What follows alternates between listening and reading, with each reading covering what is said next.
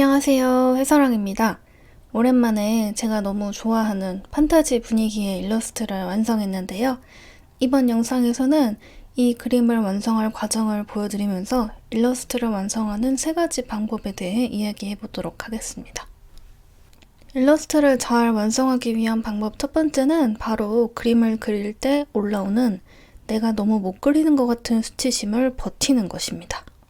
그림을 그릴 때는 사실 잘 그리는 특별한 방법을 추구하는 것보다 그림을 막는 장애물을 제거하는 게 중요한데요. 이 장애물은 바로 스스로의 실력을 창피해하고 자신감 없게 만드는 수치심을 익숙하고 편안하게 받아들이는 것입니다. 사실 관계나 진로, 커리어, 외모 모든 부분에서 수치심은 너무나 자연스럽게 올라오는 것인데요. 사람들은 이 감정을 지나치게 거부하고 있는 것 같아요. 오늘은 제가 좀 쉽게 이 감정을 정화하실 수 있도록 도와드리고 싶습니다. 평소에 좀 자신감이 없고 스스로 위축되며 살아가시는 분일수록 오늘 제 영상이 많이 불편하실 텐데요. 감정을 솔직하게 느낄 수 있는 혼자만의 공간에서 꼭 집중해서 끝까지 보시길 바랍니다. 일러스트를 그릴 때 그림에 대한 부정적인 감정은 그리기 시작 전부터 올라오기도 합니다. 그런 분들은 백지 공포증이 있어서 빈 캔버스를 두려워합니다. 사실 백지가 두려운 게 아니라 백지 위에 드러날 내 그림 실력이 너무 창피한 그 감정이 두려운 거죠. 그림을 아예 안 그려버리면 나 그냥 정말 쩐다고 망상이라도 할 수 있잖아요. 아니면 나는 사실 그림을 그리고 싶지 않다고 스스로를 속이는 경우도 있습니다. 그러면서 그림을 많이 그리는 사람들을 부러워하면서 살죠. 미련이 뚝뚝 남은 짝사랑처럼요. 그림을 그리는 중간에 이 수치심이 올라오는 경우도 되게 많아요. 그림을 열심히 그리다가 갑자기 내가 너무 못 그리는 것 같아서 괴로워져요. 문득 들어간 SNS에서 다른 잘 그리는 사람들이 너무 부러워서 속으로 열폭하는 경우도 많습니다. 그림을 다 완성하고 나서 이 수치심이 올라오는 경우도 있죠. 다 그려놓고 다른 사람들한테 보여주기 꺼려하거나 그림을 지워버려요. 예전에 그런 경우가 있었어요. 그림을 올리는 챌린지를 다 같이 하고 있는데 한 참여자분이 10개 정도 그림을 성실하게 올리시더니 갑자기 그걸 전부 다 삭제하시더라고요. 그리고 며칠 지나 다시 찾아와서 수치심 때문에 그림 다 지웠는데 그거 다시 이어서 해도 되냐고 물어보셨습니다. 이런 식으로 그림을 열심히 그려놓고 나서 수치심이 올라오는 그런 경우도 있습니다. 수치심은 그냥 올라오는 감정이지 내 그림의 객관적인 지표가 아닙니다. 그림을 못 그려서 수치심이 올라오는 것이 아니라 수치심이 올라왔기 때문에 그림이 못 그려 보이는 것입니다.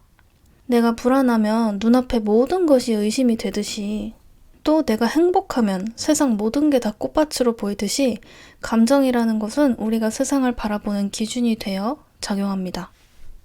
우리는 절대 세상을 객관적으로 인지하지 않습니다. 내 욕망이 닿아 있는 부분은 이상적으로 보이고 내 수치심이 닿아 있는 부분은 못나 보이죠.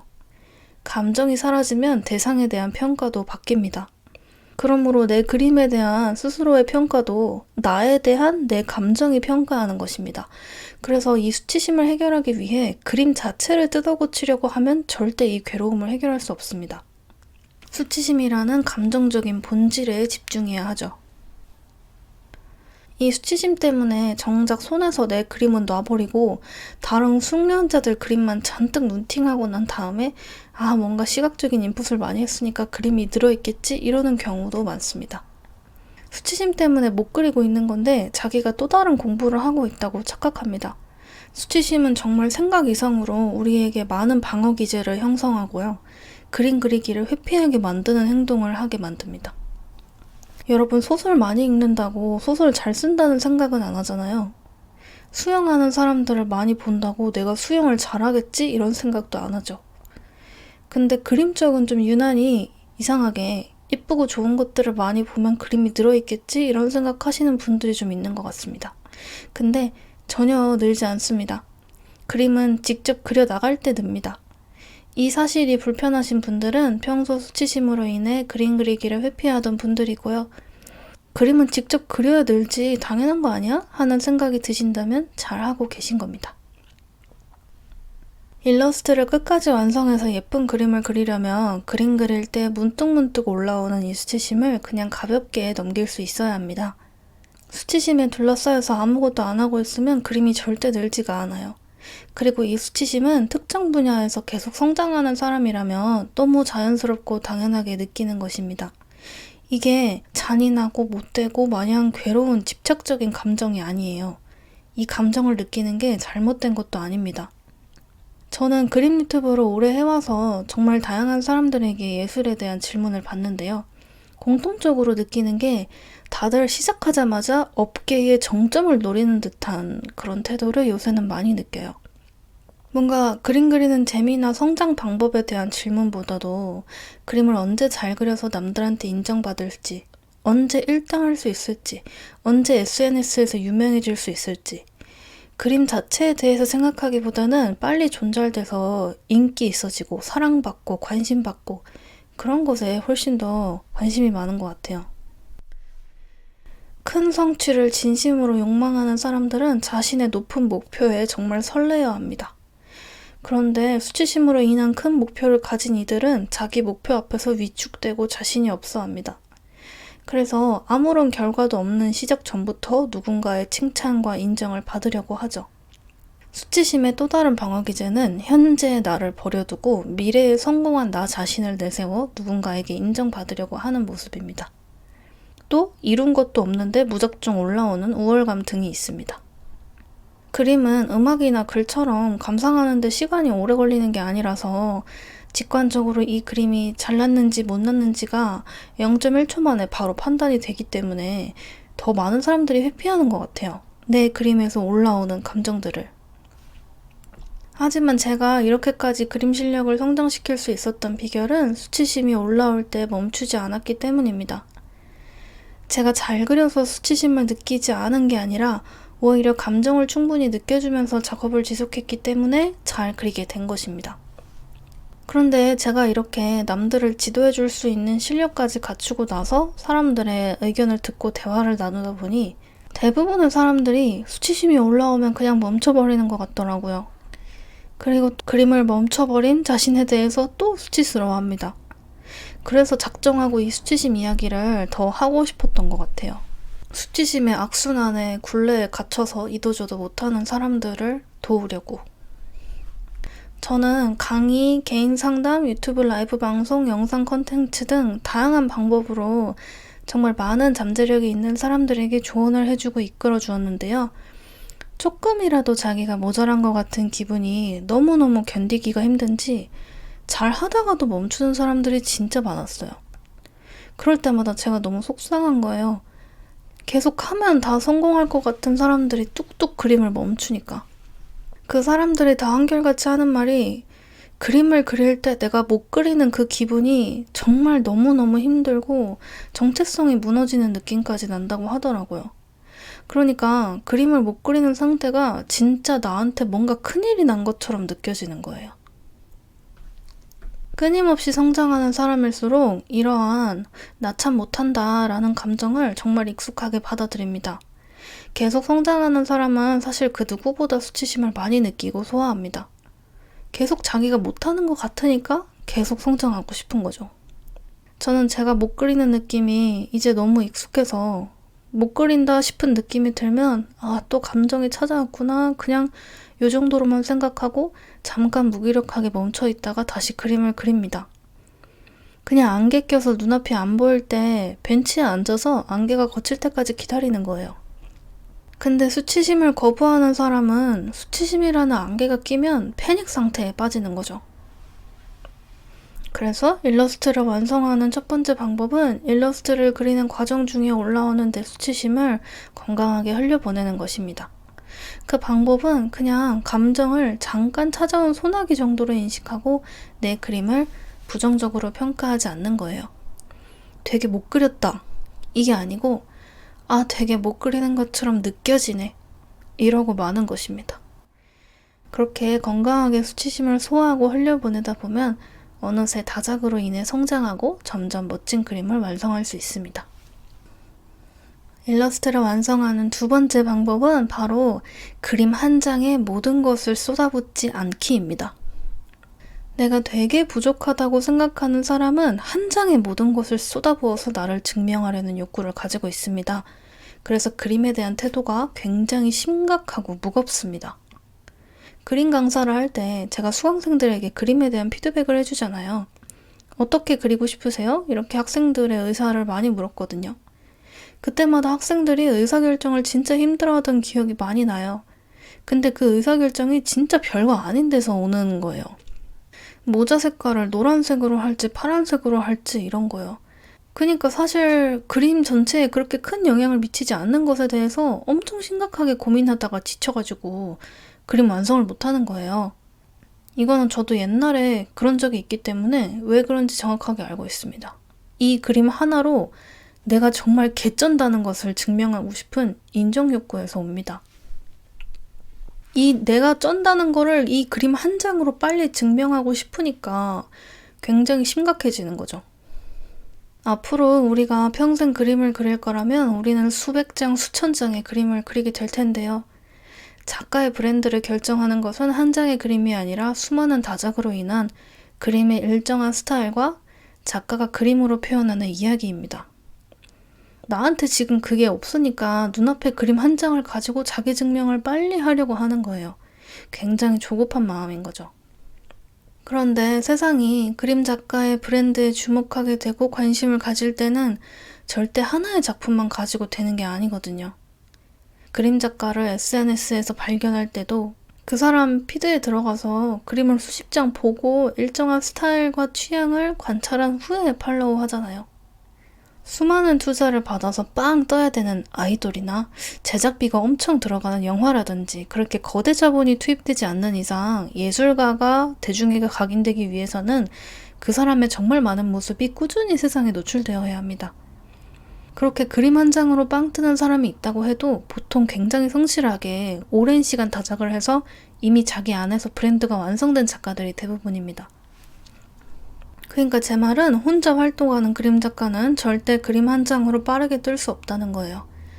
근데 지금 이 순간 내가 유명하지 않고 잘난 작가가 아니라는 수치심에 휩싸여서 한 장 한 장을 너무 심각하고 무겁게 작업을 하다 보면 그림 자체도 부담스러워지고 애초에 지속을 할 수가 없어요. 왜냐면 나를 증명하기 위해 한 장 한 장을 그리는데 결국 한 장 가지고 증명이 안 되니까요. 내가 기대한 결과값이 안 나오면 사람은 당연히 무너지잖아요. 그래서 일러스트를 완성하는 두 번째 방법은 바로 그림 한 장에 너무 많은 것을 쏟아부으려고 하지 않는 것입니다. 그림 한 장으로 나의 작품성을 증명하려고 하지 마세요. 100장 그리고 1000장 그려서 내 브랜드가 자연스럽게 그림들에 녹아들어 세상에 보여지게 하세요. 자, 비슷한 맥락으로 마지막 세 번째 방법은요. 절대적인 뛰어난 그림 실력은 아주 느리게 찾아온다는 것을 아는 것입니다. 이건 초보자분들일수록 더 해당되는 말입니다. 무언가를 꾸준히 아주 오랫동안 한 사람은 그것에 대해서 정말 초연한 마음을 가지고 있습니다. 초연하다는 것은 감정에 휘둘리지 않고 일관된 태도를 유지한다는 뜻입니다. 뭘 별로 안 해본 사람이 시작할 때 가장 흥분하잖아요. 그림이든 연애든 사업이든 무엇이든 그림도 지금까지 다양한 초보자분들과 숙련자분들을 교육해본 결과 초보자분들이 가장 많이 그림 그릴 때 흥분하고 또 절망하시더라고요. 과제를 진짜 미친 듯이 해왔다가 어느 날은 그림 하나도 안 그렸다고 창피해서 수업 결석하고 막 이래요. 이 감정의 파도가 굉장히 커요. 반대로 숙련자분들은 작업량이 굉장히 일정하고 칭찬이나 피드백에 그렇게 일희일비하지 않더라고요. 그 이유는 그림을 5년 이상 그리다 보면 깨닫기 때문이에요. 진짜 내가 원하는 엄청나게 잘 그리는 실력은 정말 오래 걸린다는 걸요.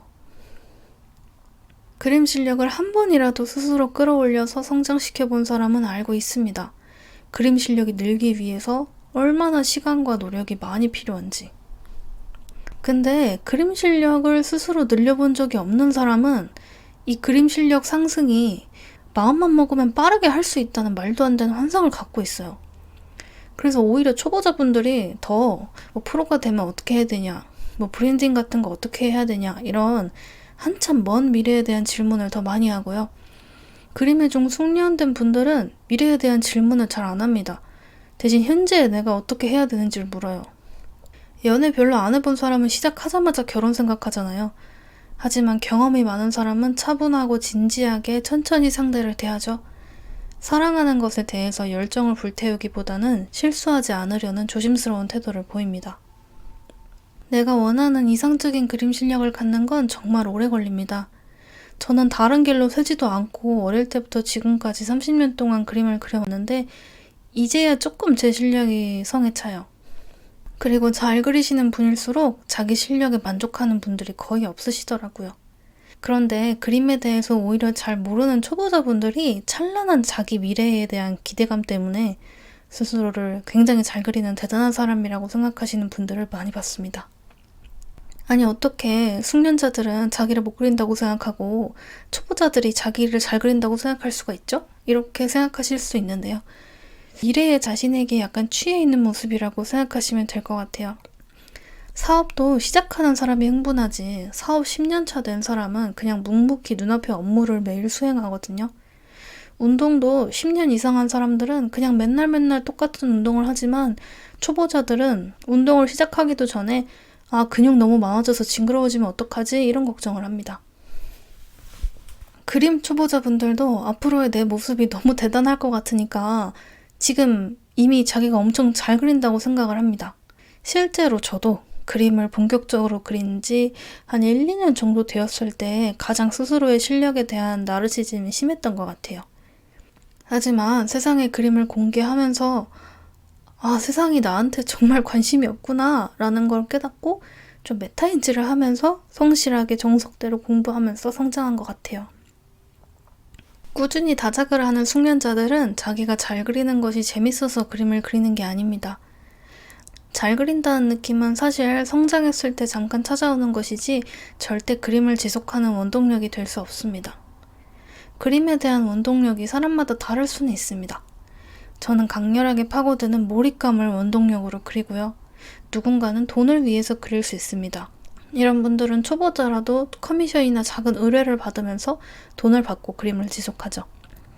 누군가는 칭찬과 인정이 될 수 있습니다. 이런 사람들은 내 그림을 좋아하는 팬 같은 사람들에게 그림을 선물하는 느낌으로 그림을 지속하게 되고요. 조직 생활이 원동력인 사람은 거대한 게임이나 콘텐츠 제작에 참여하는 회사에 들어가는 업무용 그림을 그리게 될 수 있습니다. 오늘 일러스트를 완성하는 방법 3가지를 말씀드렸는데요. 첫 번째는 그림을 그릴 때 올라오는 나는 못 그리는 것 같다 라는 수치심을 잘 버티는 것. 두 번째는 그림 한 장에 모든 것을 쏟아붓지 않는 것. 세 번째는 뛰어난 그림 실력은 아주 느리게 찾아온다는 것을 아는 것입니다. 이 3가지만 잘 새겨두셔도 그림 그릴 때 올라오는 수치심을 잘 흘려보내실 수 있을 것 같습니다. 혹시 그림 그릴 때 내가 못 그려서 진짜 미쳐버릴 것 같은 느낌이 드시면 이 영상 틀어놓으셔서 좀 감정 정화하고 가시면 좋을 것 같아요. 감정은 그저 인정하고 마주하는 것만으로 풀려나는 것이니까요. 여러분이 그림을 잘 그리는 것에 대한 환상을 내려놓고 그리는 행위를 조금 더 즐기게 되었으면 좋겠습니다. 그림을 잘 그리면 내가 굉장히 완전할 것 같고 대단할 것 같지만 사실 수치심이라는 것은 언제든 찾아올 수 있는 것이고 자신감도 항상 있는 것이 아닙니다. 그냥 하는 거예요. 그림이 좋다는 이유 그 하나만으로. 무언가를 사랑한다는 것은 좋을 때 좋아서가 아니고 힘들어도 좋아하기 때문입니다. 저도 그림을 무척 사랑하는 사람이고요. 오늘 영상은 여기까지 하도록 하겠습니다. 영상 끝까지 봐주셔서 감사합니다. 여러분의 창작과 예술에게 신의 축복이 함께하길 기도하겠습니다. 그럼 다음 영상에서 또 만나요. 안녕!